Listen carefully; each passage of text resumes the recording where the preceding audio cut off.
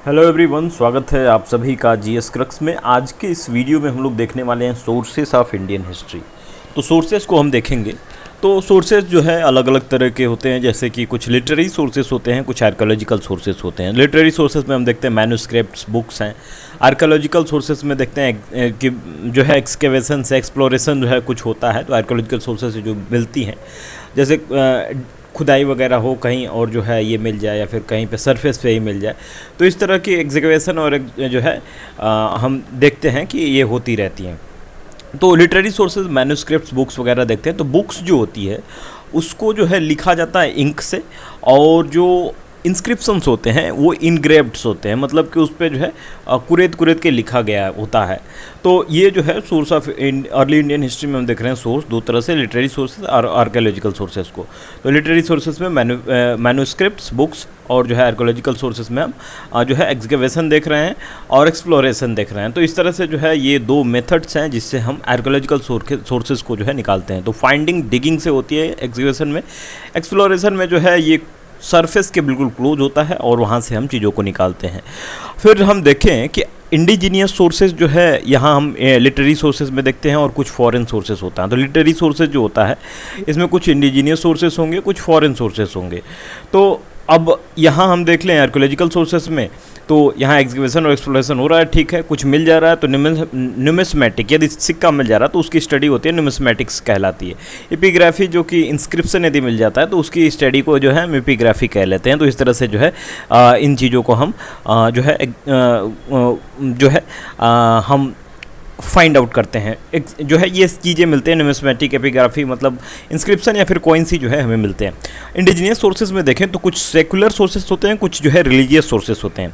तो religious sources यदि देखें तो वेदास हैं, धर्मशास्त्र हैं, स्मृतिज़ हैं, भगवत गीता है, बुद्धिस्ट बुक्स हैं, जैन बुक्स हैं, पुराण्स हैं। तो ये रिलीजियस बुक्स हैं ये वाले। और यदि सेकुलर यदि हम देखें तो अर्थशास्त्र है, पॉलिटिकल साइंस जो है चाणक्य ने लिखा था।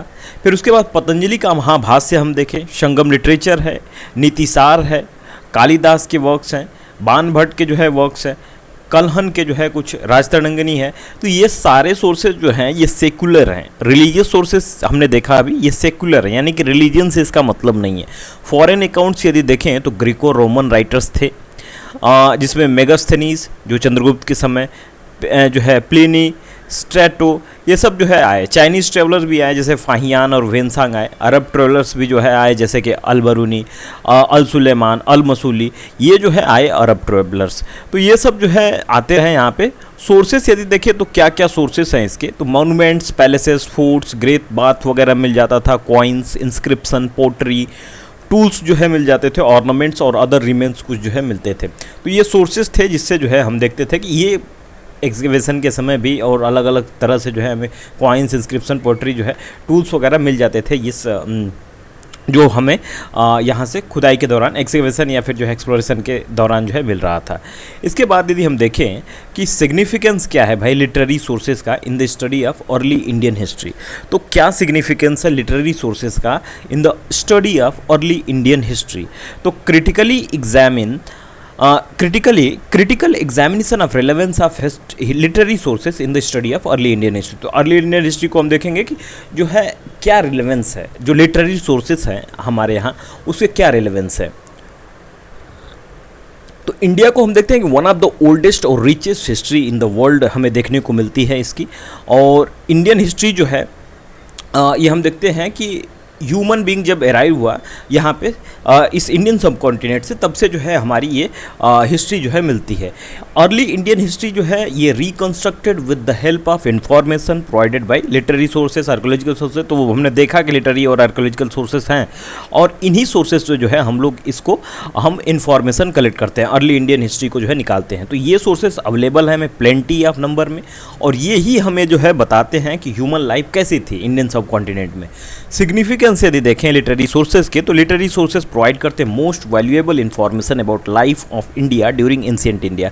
तो एंशिएंट इंडिया में कैसे लिटरेरी सोर्सेज है जो प्रोवाइड कर रहे थे वैल्यूएबल इन्फॉर्मेशन को इंडिया के रिगार्डिंग, जो भी एंशिएंट इंडिया में जो है चीज़ें थी उसके रिगार्डिंग जो है लिटरेरी सोर्सेज जो है हमें जानकारी देते थे। Vedic age, the life of Indian subcontinent is known mainly with the help of information provided bye literatures. तो वैदिक एज के बाद जो है हम देखते हैं, वैदिक एज जब शुरू होता है उसमें हम देखते हैं कि लिटरेरी सोर्सेज जो है निकलने शुरू हो जाते हैं। और लिटरेरी सोर्सेज जो होते हैं जैसे कि अर्थशास्त्र है, नीतिसार है, जो कि पॉलिटिको एडमिनिस्ट्रेटिव लाइफ जो है ये डिटेल में बताता है। अर्थशास्त्र जो है हम देखते हैं कि कौटिल्य जो थे इन्होंने लिखा था, जो चंद्रगुप्त मौर्य के जो है मिनिस्टर थे, प्राइम मिनिस्टर थे वहाँ। तो इन्होंने डिटेल में जो है बिल्कुल जो है मौर्यन एडमिनिस्ट्रेशन को लिखा है, उनके इंस्टीट्यूशन के बारे में, उनके फंक्शंस क्या होते थे उसके बारे में जो है इसमें लिख रखा है। नीतिसार जो है ये कामांदक द्वारा लिखी गई जो है नीतिसार है, और ये चंद्रगुप्त फर्स्ट के जो है इनके कोर्ट में थे 4th सेंचुरी एडी में। और लिटरेरी सोर्सेज जो है यहाँ मिलते हैं जो कि सोशियो जो है कल्चरल लाइफ को बताते हैं। इस समय के सोर्स देखें तो जैसे वेदास हैं, धर्मशास्त्र हैं, जो कि सोशल इंस्टीट्यूशन के बारे में बताते हैं। और इकोनॉमिक लाइफ जो एंशिएंट एज में हुआ करती थी उस पर भी लिटरेरी सोर्सेज हमें जानकारी देते हैं। अर्थशास्त्र डिस्क्राइब करता है वेरियस टाइप ऑफ टैक्सेस को, ट्रेड रूट्स, और जो है ऑक्यूपेशन क्या होता था उस समय ये अर्थशास्त्र बताता है। संगम लिटरेचर हमें इन्फॉर्मेशन देते हैं इकोनॉमिक लाइफ के बारे में, तमिलनाडु में जो है कैसी इकोनॉमिक लाइफ थी। अर्ली जो है हम देखते हैं कि संगम एज जो है ये अर्ली क्रिश्चियन एरा जो है हम देखते हैं कि इसमें क्या कैसे जो है संगम लिटरेचर में चीज़ें चल रही थी, इसके बारे में हमें जानकारी मिलती है। फॉरेन अकाउंट्स भी हैं जो कि बहुत सारे ग्रीको रोमन, चाइनीज़, अरब राइटर्स जो आए उन्होंने काफ़ी इकोनॉमिक लाइफ और जो है एंशिएंट इंडिया पे बहुत सारी जानकारियां हमें देकर गए। रिलीजियस लाइफ जो एंशिएंट एज की थी is understood with the help of information provided by literary sources. तो इनसे जो है रिलीजियस लाइफ जो है एंशिएंट इंडिया के हमें पता चलती है। जैसे कि वैदिक एज से जो है हमें देखने को मिलता है कि लिटरेचर्स का एज ए सोर्स जो है हमें रिलीजन का मिल जाता है, जो कि प्रैक्टिस करते थे। अर्ली इंडियंस जो है ये प्रैक्टिस करते थे, कुछ रिलीजियस चीज़ों को जो है प्रैक्टिस करते थे। लिटरेरी सोर्सेज देखें तो चरक संहिता, सुश्रुत संहिता, आर्यभट्टयम, सिद्धांत शिरोमणि, ये सारी चीज़ें जो है हमें साइंस एंड टेक्नोलॉजी पे लिटरेचर जो है हमें जानकारी देते हैं। ये लिटरेरी सोर्सेज जो हैं चरक संहिता, सुश्रुत संहिता, आर्यभट्टी, सिद्धांत शिरोमणि, ये सब जो है साइंस एंड टेक्नोलॉजी पे हमें जो है जानकारियाँ देते हैं। एंशिएंट इंडिया में किस प्रकार चीज़ें होती थी, नेचर क्या था, कैरेक्टर क्या था, इंडिया के रिलेशंस आउटसाइड वर्ल्ड से कैसे थे, ये सारे इन्फॉर्मेशन जो है हमें लिटरेरी सोर्सेज से देखने को मिलते हैं। मेगास्थनीज जो है ये बैक्टीरियन एम्बेसडर था जो कि कोर्ट ऑफ चंद्रगुप्त मौर्य में आया था, और इन्होंने जो है रिलेशनशिप बताया मौर्यन किंग का सेल्यूकस निकेटर से।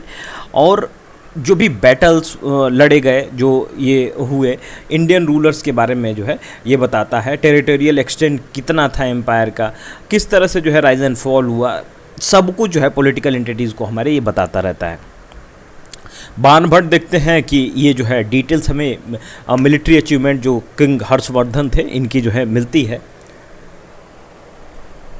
तो बाणभट्ट भाई इनके कोर्ट में थे हर्षवर्धन के, तो भाई तारीफ़ करेंगे कि मिलिट्री अचीवमेंट ये किए थे। तो उनकी तो हम देखते हैं कि रवि कीर्ति जैसे जो है राइटर्स इनकी जो है पोल खोलते हैं कि क्या ये करते थे, और जो है पुलकेशिन सेकेंड से कैसे ये हारे थे।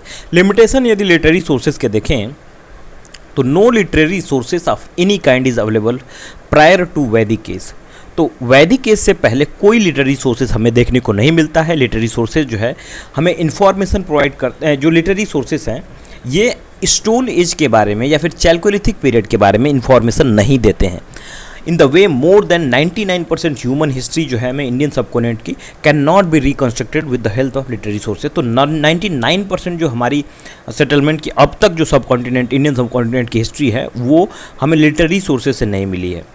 तो ये जो हम देखते हैं कि वैदिक एज से पहले भाई हमें कुछ जानकारी थी नहीं, लिटरेरी सोर्सेज थे ही, मिले ही नहीं, तो जो है कैसे हमें पता चलेगा।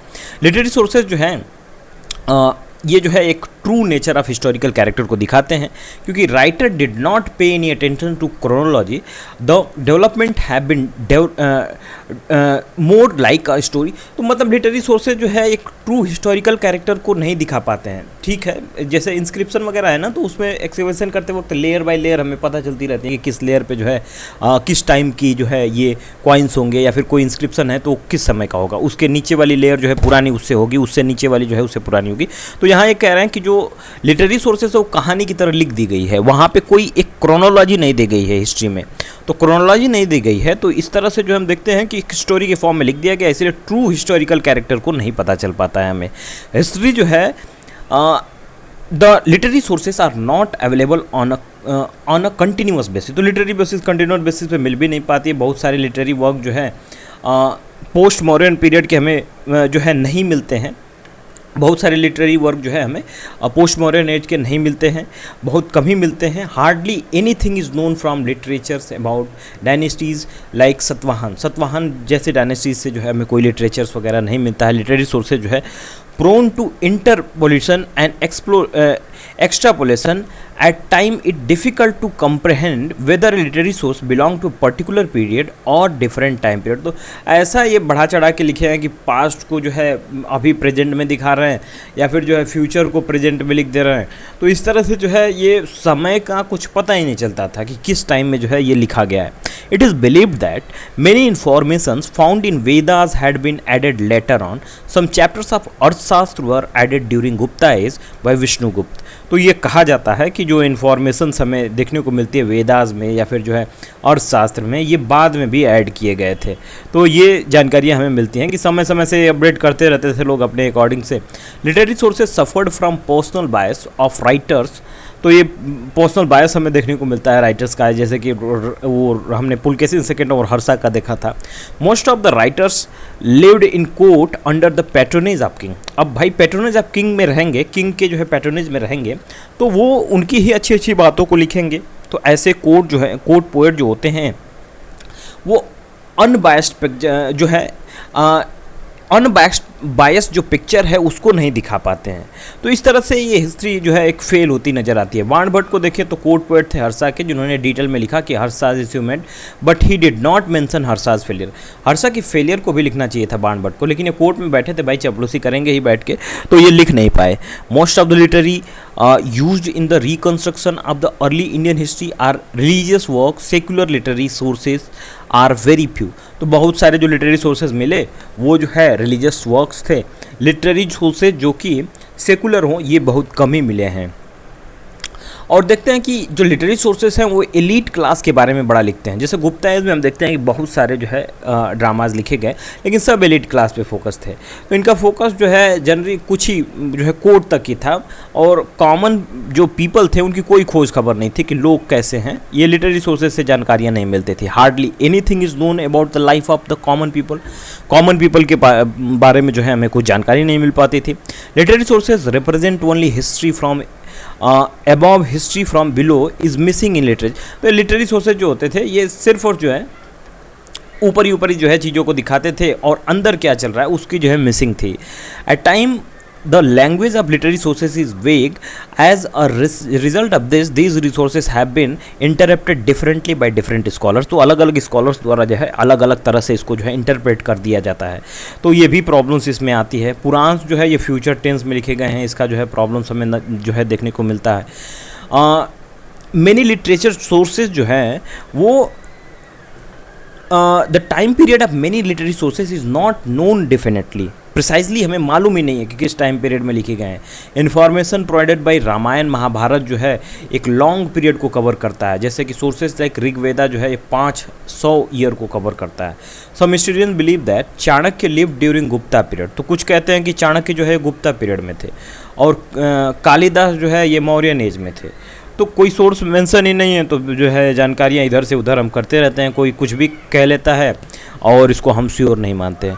Many dimensions of human life such as technological progress and quality of life can not be inferred by the information provided by literary. तो बहुत सारा डायमेंशन हमें मिल नहीं पाता है, टेक्नोलॉजिकल प्रोग्रेस या फिर क्वालिटी ऑफ लाइफ जो है जानकारी नहीं मिल पाती है।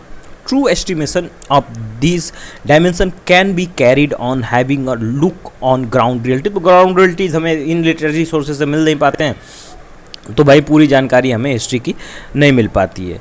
तो ये हमने देखा सोर्सेस में लिटरेरी सोर्सेज के बारे में। तो जो है हमने लिटरेरी सोर्सेज में देखा कि क्या खामियां थी, किस प्रकार जो है यहाँ literary sources as a source of information तो होते हैं, लेकिन इसके ऊपर जो है कुछ लिमिटेशंस भी हैं। लिमिटेशंस हैं कि जो है अनबायस्ड होता है, और जो है जो लिखे गए हिस्ट्री वो किसी एलीट क्लास के लिए ही लिखे गए थे, और ये लिखे गए तो जो है कोई टाइम पीरियड क्रोनोलॉजी का कुछ इनके पता ही नहीं था। हमारे को जो है ये डायमेंशन दे ही नहीं पाए कब जो है कब किस तरह लिखी गई थी। ग्राउंड रियलिटी बिल्कुल नहीं पता चल पाई थी। चलिए मिलते हैं अगले वीडियो में, थोड़ा सा इसको आगे और हम लोग बढ़ाएंगे। Okay, thank you.